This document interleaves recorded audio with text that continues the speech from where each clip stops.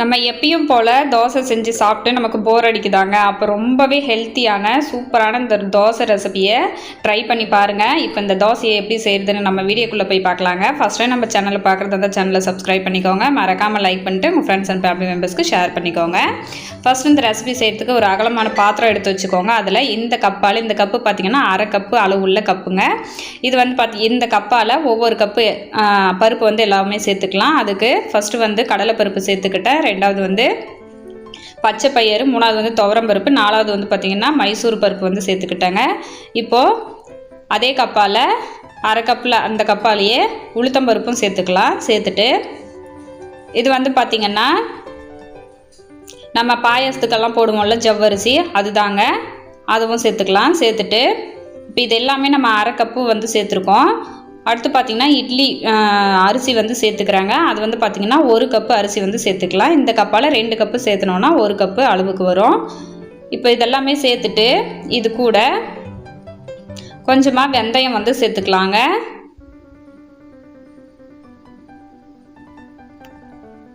இந்த மாதிரி தோசை வந்து செஞ்சு பாருங்கள். உடம்புக்கு ரொம்பவே ஹெல்த்தியானதுங்க. டேஸ்ட்டும் ரொம்ப அட்டகாசமாக இருக்கும். எல்லாருமே குழந்தைங்கள்லேருந்து பெரியவங்க வரைக்கும் எல்லாருமே கேட்டு வாங்கி விரும்பி சாப்பிடுவாங்க. அந்தளவுக்கு இந்த தோசை வந்து டேஸ்ட்டாக இருக்கும். இப்போ இதில் தண்ணி வந்து ஊற்றிட்டு ஒரு தடவை நம்ம இதை இந்த மாதிரி கை வச்சு அலசி எடுத்துக்கலாங்க. ஏன்னா அந்த பருப்புல எல்லாம் தூசி எல்லாம் படிஞ்சிருக்கும். அதனால் அதெல்லாம் ஒரு தடவை நல்லா அலசி ஊற்றிக்கோங்க. ஊற்றிட்டு இப்போ தண்ணி ஊற்றி நம்ம இதை வந்து ஊற வச்சிடலாங்க. தண்ணி ஊற்றும் பொழுது பாருங்கள், இந்த மாதிரி தண்ணி வந்து நல்லா ஒயிட்டாக தெரியணும். அந்த அளவுக்கு அலசி எடுத்துக்கோங்க. இப்போ தண்ணி வந்து தேவையான அளவு ஊற்றிட்டேன். இதை மூடி போட்டு வச்சிடலாம். இது வந்து ஒரு 6 மணி நேரம் நல்லா ஊறட்டும். ஊறினதுக்கு அப்புறமா ஓப்பன் பண்ணி பார்க்குறேன். பாருங்கள், நல்லா ஊறி வந்துருச்சு. இப்போ இது வந்து அதிகமாக இருக்குது, அதனால் நான் வந்து கிரைண்டரில் வந்து போட்டுக்கிறேங்க. கம்மியாக அளவுகளோடு சேர்த்துக்கிட்டிங்கன்னா நீங்கள் மிக்சிலேயே வந்து அரைச்சிக்கலாம். இப்போ இது அதிகமாக இருக்கிறதுனால நான் வந்து கிரைண்டரில் சேர்த்துக்கிறேன். தேவையான அளவு சேர்த்துக்கலாங்க கிரைண்டரில் சேர்த்துட்டு. இப்போ இதில் 3 பச்சை மிளகாய் வந்து சேர்த்துக்கிறாங்க.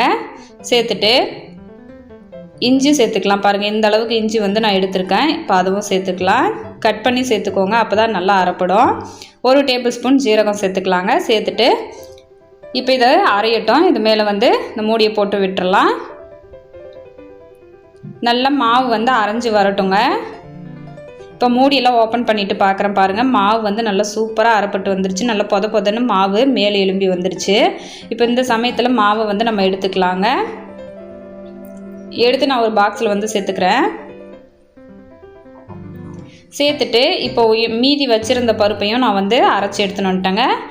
இப்போ மாவெல்லாம் அரைச்சி எடுத்துன்னு வந்ததுக்கப்புறமா இதில் உப்பு வந்து சேர்த்துக்கலாம். சேர்த்துட்டு போட்டு நல்லா கலந்து விட்டுக்கோங்க. இந்த மாதிரி கரண்டி வச்சு நல்லா கலந்து விட்டுறலாம். கலந்து விட்டுட்டு இப்பயே நம்ம தோசை ஊற்றுறதா இருந்தாலும் ஊற்றலாங்க. நான் வந்து நைட்டு வந்து அரைச்சேன். இதை அப்படியே வச்சுட்டேன். அடுத்த நாள் காலையில் தான் நான் வந்து தோசை வந்து ஊற்றினேங்க. எல்லாம் கலந்து விட்டுட்டு எடுத்து நான் வச்சிட்டேன். இப்போ அடுத்த நாள் காலையில் வந்துட்டு தேவையான அளவு மாவு வந்து எடுத்து பாக்ஸில் வந்து சேர்த்துக்கலாங்க. சேர்த்துட்டு எந்த அளவுக்கு வேணுமோ அந்த அளவுக்கு மாவு எடுத்துட்டு இப்போ அதில் தேவையான அளவு தண்ணி வந்து ஊற்றி மாவை வந்து கரைச்சிக்கலாம்.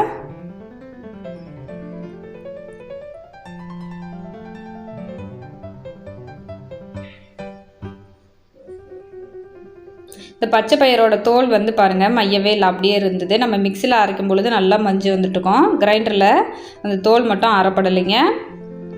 இப்போ எல்லாமே தேவையான அளவு தோசை பதத்துக்கு பாருங்கள் கரைச்சிட்ட மாவு வந்து. இப்போ தோசைக்கல் நல்லா சூடாக இருக்குது. இப்போ நம்ம தோசை வந்து ஊற்றிக்கலாம். தோசை வந்து வெந்து வர வர அதோட மனமே ரொம்ப சூப்பராக இருந்ததுங்க. ரொம்ப அருமையாக இருந்தது. டேஸ்ட்டுமே அட்டகாசமாக இருந்தது. உடம்புக்கு ரொம்பவே புரோட்டீன் சத்து கிடைக்குங்க இது சாப்பிட்டோன்னா.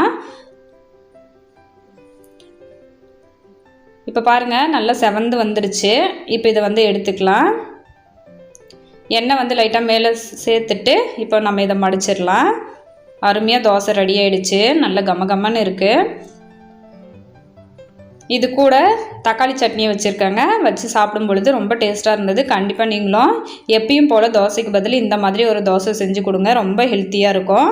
மறக்காமல் ட்ரை பண்ணி பார்த்துட்டு எப்படி இருந்ததுன்னு கமெண்ட்டில் சொல்லுங்கள்.